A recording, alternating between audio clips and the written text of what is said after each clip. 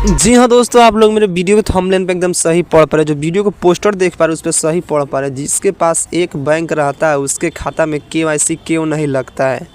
जी हाँ दोस्तों, इस वीडियो में आप सभी को हम पूरी सही जानकारी देंगे कि जिसके पास एक खाता रहता है, यानी कि एक बैंक अकाउंट रहता है, उसके खाता में KYC क्यों नहीं लगता है, और जिसके पास 2-4 खाता रहता है उसके खाता में KYC क्यों लग जाता है। चलिए इस वीडियो में सभी को हम पूरी सही जानकारी देंगे, तो पूरे वीडियो में बने रहता कि आपको भी सच्चाई पता चल जाए कि पूरी सच्चाई है तो है क्या।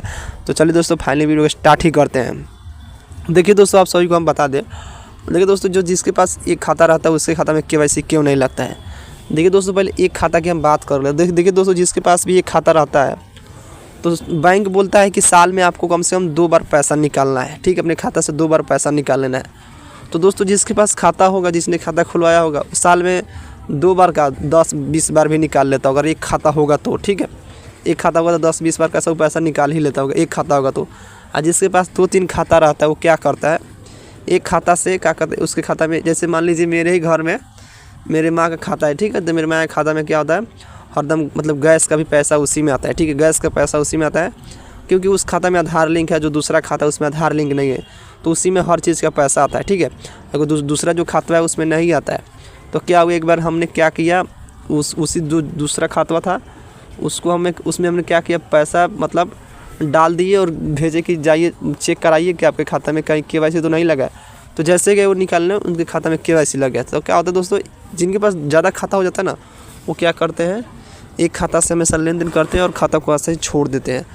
और सही जैसे वो छोड़ देते हैं ना, उसके बाद क्या होता है, KYC लग जाता है। और जिसके पास एक खाता रहेगा वो बेचारा क्या करेगा, उसी से लेन देन करेगा ना।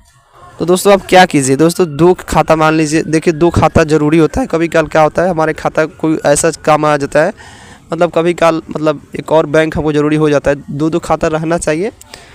तो क्या होता है, कभी कभी हमारा बैंक अकाउंट कभी कोई फ्रॉड कर देता है तो हमारा खाता कुछ दिन के लिए बंद हो जाता है। तो उस समय हमको क्या आता है, दूसरा खाता हमको काम आता है। ठीक है, तो आपके पास भी अगर 2 खाता है तो उसके हमेशा आप लेन देन कीजिए। ठीक है, हमें नहीं कर रहे हैं कि आप एक बार में 10 रुपये 20 रुपये लेन देन कीजिए।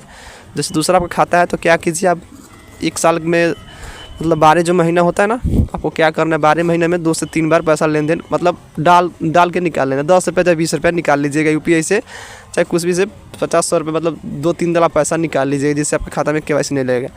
तो दोस्त जान गए सच्चाई कि क्या होता है। सच्चाई, जिसके पास एक खाता रहता है वो तो साल में कैसे 5-10 दल पैसा निकाल ही लेगा, तो उसके खाता में KYC लगेगा ही नहीं। और जिसके पास 2-3 खाता रहता है वो क्या करेगा, एक खाता समय से लेन देन करेगा और बाकी को ऐसे छोड़ देगा, और बाद में पता चलेगा कि उस खाता में KYC लग गया। तो दोस्तों, अगर आपके पास भी 2-3 खाता है तो क्या कीजिए, अगर आप चाहते हैं कि मैं कभी इस बैंक का भी काम आ जाएगा, तो उसमें आप क्या कीजिए, लेन देन 10-20 रुपये 50 रुपये UPI चलाते हैं, 10-20-50 रुपये डाल के निकाल लीजिए, कोई टेंशन नहीं। ठीक है, खाता सुरक्षित रहेगा। ठीक है, तो जान ही गए पूरी सच्चाई कि क्यों लग जाता है, एक मतलब क्यों नहीं लगता है। जिसके पास एक खाता रहता है उसके खाता में KYC क्यों नहीं लगता है। तो पसंद आया हो वीडियो तो लाइक करेंगे, क्योंकि मेरे